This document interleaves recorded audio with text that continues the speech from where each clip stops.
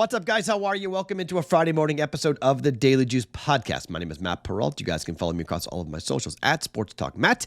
This podcast being brought to you by our friends at DraftKings.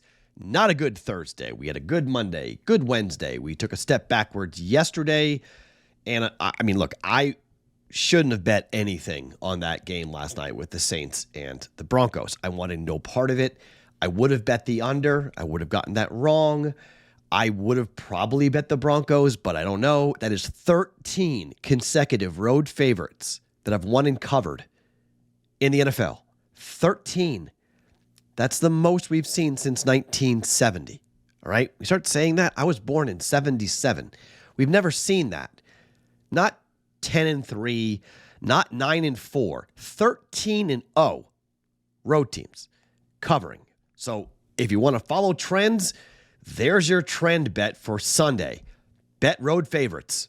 Will that come around? I don't know. Will that go back to dogs barking? I don't know. But right now, oh my. Kamara didn't score. Bo Nix could have scored. He had a 32-yard run, got tripped up on the 3-yard line. If he scores there, it would have been a different type of night for us. So instead, we lose the Kamara and the Bo Nix anytime touchdown. Vatek wins easily over Boston College. Dallas could not get that tying goal in the third period for Nashville, and they just sat on the lead, and it was a frustrating game to watch, 3-2. And once Nashville got that lead, they just sat on it, and Dallas couldn't do anything about it. And then 4-2 the win for Edmonton over Nashville. Nashville's now 0-4. How about you guys betting Nashville to win the Cup? How do you feel about that? They couldn't get the game-tying goal. It was 3-2. We get the game-tying goal from Nashville. That game goes over.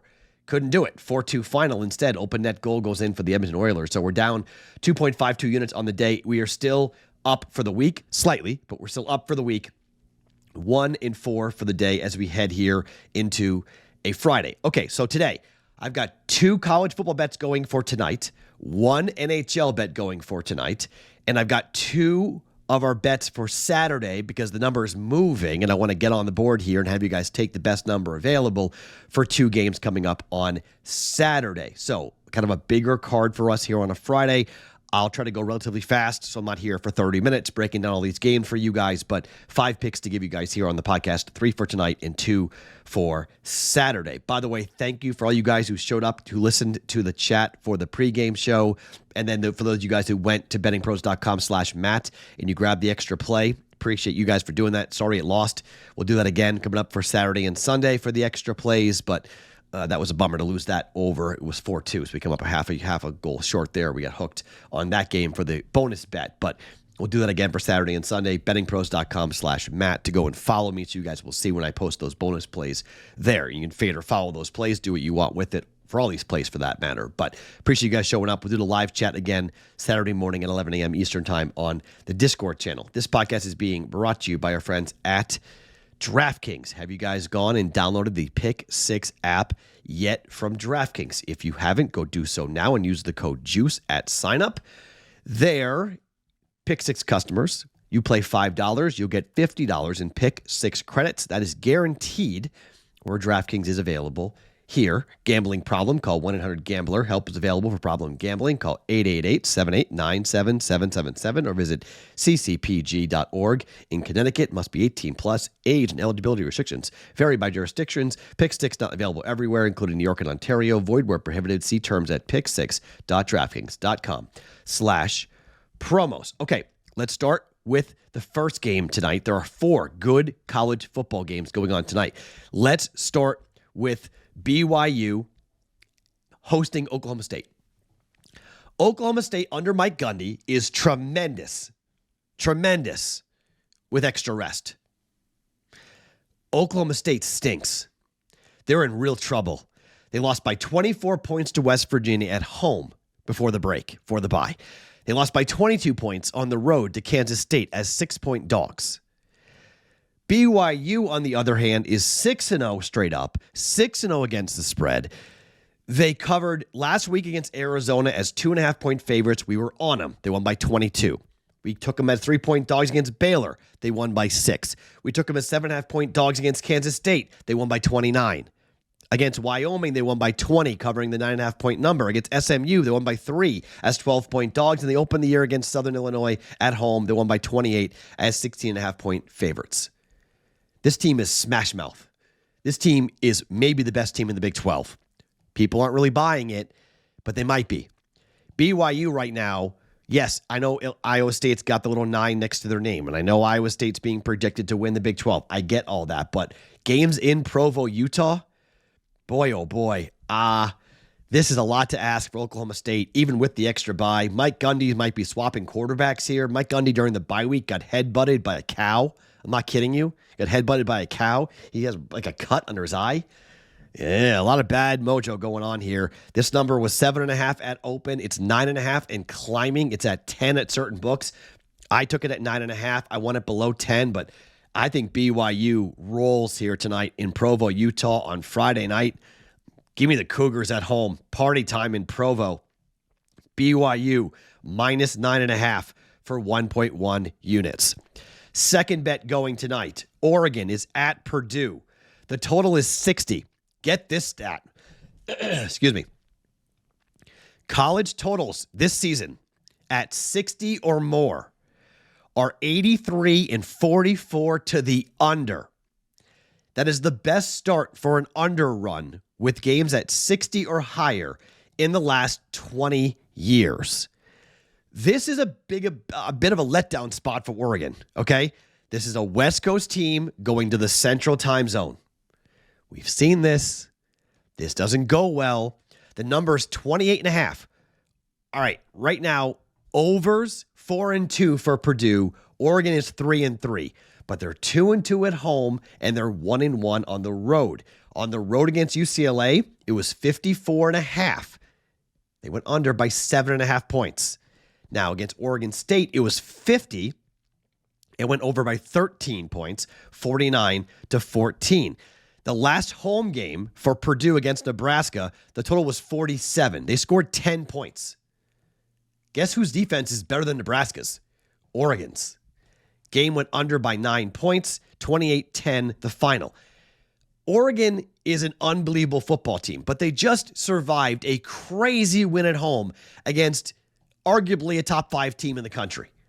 They had, the NCAA literally changed their rule book after Dan Lanning, for some reason, told them what he did to run the clock out. He told publicly what he did, so they changed the rule on him.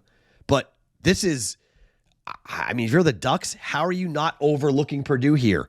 You're at home against Illinois next week, and then you've got Michigan, Maryland, Wisconsin, and Washington for the rest of your Big Ten slate. Yeah.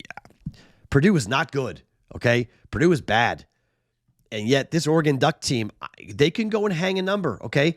They've scored 32, 31, 34, 49, 37, and 24 points so far this season. How many points do they need to score to win this game? 30? If they win the game 30-10, is anyone like, oh, Oregon's not very good? I just don't think there's any incentive to get to 60 points here for Oregon. Not that they're going to let down or lose this game, but 40-10, 45-10, we're still good. Again, you can lay the 28 points if you want, but I'm not really looking to lay that. That could be a backdoor type situation. I'm just going to follow that trend of 60 points or higher, go into the under, a ridiculous 83 and 44. I'm going to come in here and take it again. Under 60, Oregon and Purdue for 1.1 units. Hockey tonight. The Hurricanes are at the Penguins. Total 6.5. Now, you can bet the over in this game, but here's the problem. Anderson's probably going to be in net for the Hurricanes, and Bloomquist is probably going to be in net, not Jari, for the Penguins. Jari was horrible, got pulled in the last game. Bloomquist came in, he gave up a couple of goals, but he gave the team enough stability to come back and win the game 6-5 in overtime. So I think the team will start Bloomquist tonight. This is a division matchup with the Hurricanes, who are 1-1. Pittsburgh's played 5 games. They're rested. They played at home. They're 1-1 at home, 3-2 overall. And while you could play the over if you want, I'm going to actually do what we did a couple days ago and go team total for heavy juice. The Penguins this season, in their 5 games, have scored 0, 6, 2, 6, and 6 goals. In 3 of the 5 games, they've scored 6 goals. Okay? Over 2.5 is juicy, but just like the Bruins play from a couple of days ago, I'm willing to pay the juice because I think they score 3 or 4 goals here tonight. My question is the Hurricanes, because they could score a lot, but Bloomquist also might be good. He has a 2.86 goals against average. He's 2-1. I mean, what if he stands on his head here and plays well and gives up 2 goals? A 4-2 win goes under for the Penguins. So I'm not really in love with playing the over 6.5. Instead, I'll play the juice. Penguins team total over 2.5 for minus 150. I'll lay the minus one. That's a rarity for me, right? I don't normally lay this much juice, but we hit it 2 days ago. I'm going to try to hit it again here.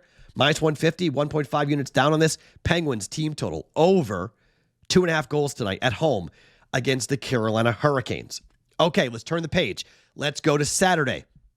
A couple of huge games. There are some stats that are absolutely crazy. Let's talk Maryland hosting USC. You ready for this? USC is 0-10 straight up and 1-9 against the spread since 2005 in the Eastern or Central time zones. Okay? Sorry, that's 2011. Excuse me, since 2011. They're 0-10 straight up in 1-9 ATS in the Eastern or Central time zones. This is the first game on the East Coast since an outright 17-point favorite loss to Boston College in 2014. We've seen USC go to Michigan and lose the game outright. They lost to Penn State in their last game. Crushing defeat? Maybe. Tough loss at home to Penn State. They led that game by a lot, by double digits, and they lost that game. This is a team in USC that doesn't have much to play for anymore. Maryland, not that they have a lot to play for, but Maryland, in my opinion, is going to be up for this game. It is still USC. There's still going to be a lot of eyeballs in this game. There's still going to be a lot of attention because it is USC, and Maryland doesn't get these blue blood programs to come around all that often. I want 7.5. Okay? I don't want 7. I want 7.5. This team lost outright to Minnesota in the Central Time Zone on the road as 9.5-point favorites. They lost by 7. They were 4-point favorites against Michigan. They lost the game outright by 3. They've lost now to Penn State. They have 3 losses. They're not going to the playoffs. Maryland has lost their last 2 games. Not been great. I understand that. Not been great. They got shellacked by Northwestern, but maybe they can lick their wounds here a little bit, get up, and play a hard-fought Saturday afternoon, Saturday night game at home against USC. And the Trojans may have no air left in their balloon, taking the Maryland Terrapins at plus 7.5 for 1.1 units. And then finally, Saturday, Michigan at Illinois. 1-5 Michigan ATS. When is Michigan going to start playing typical Michigan football? Well, guess what? They have the perfect opponent. Illinois is 4-1-1 ATS. Okay? I get it. They're 4-1-1 ATS. They won their last game against Purdue by 1 point. They were laying 22.5 points. They won the game by 1. Did you see the final of that game? Final of that game was ridiculous. 50-49. 50-49. That's ridiculous. Back-to-back home games. That's big for Illinois. But big win for Michigan last week. Really impressive win where they went and had an opportunity to, well, I guess they lost that game, right? Sorry. They lost that game to Washington. Yeah, they lost by 10. Sorry. Before that, Minnesota. Sorry. They beat Minnesota. We were on them on that. Didn't cover that game by 11. The USC win was impressive, but that was at home.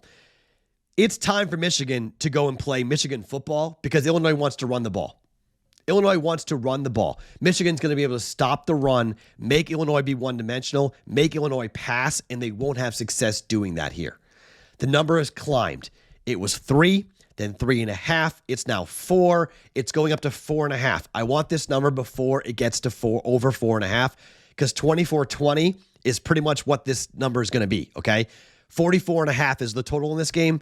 Tells me 24-20 is pretty much what the projection is going to be for this, for Michigan. Look, there's a lot left for Michigan to play for here, okay?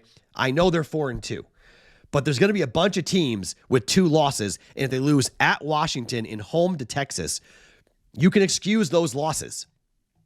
You can. And you can get into the playoffs with a 2-loss schedule. Now, clearly that means they got to beat Ohio State on the road. Can they do that? Probably not. But they've got Oregon at home coming up in November. That'll be gigantic. They have Indiana, who's still undefeated, by the way. They have Indiana coming in. Their month of November is harsh. Oregon, Indiana, and Ohio State, all in the month of November. There's still a lot to play for Michigan here. I'm going to lay the 4 points. Michigan -4 for 1.1 units. Excuse me. Okay. I know it was a lot. I'm sorry. I've been talking a lot and fast. Let me recap the plays for us here. BYU -9.5 tonight at home against Okie State. Oregon on the road under 60 at Purdue. Pittsburgh Penguins team total over 2.5 goals. -150 for 1.5 units. Saturday, Michigan -4 on the road at Illinois. And Maryland +7.5 at home up against USC. Those are the plays for us here today on a Friday. 3 for tonight, 2 for Saturday, more tomorrow on the full card. We'll have 5 or 6 plays, no more than 6. That's a max, probably 5. I'm not going to have more than 6 or 7 personally going. The days of me betting 10 games on a Saturday, those days are gone. That's not going to happen. I'm not going to have nearly as big of a card as I did last week. I learned my lesson. Sharp numbers. These numbers are sharp. We're getting into the better part of the year where the books have enough data now where these numbers are starting to really get honed in. So you got to be careful with going too big. I went too big last week, got crushed. So hopefully let's have a better weekend here, have a better bounce back Friday than a Thursday. My name is Matt Perrault. Follow me across all socials at Sports Talk Matt every single morning. The Daily Juice Podcast presented by DraftKings.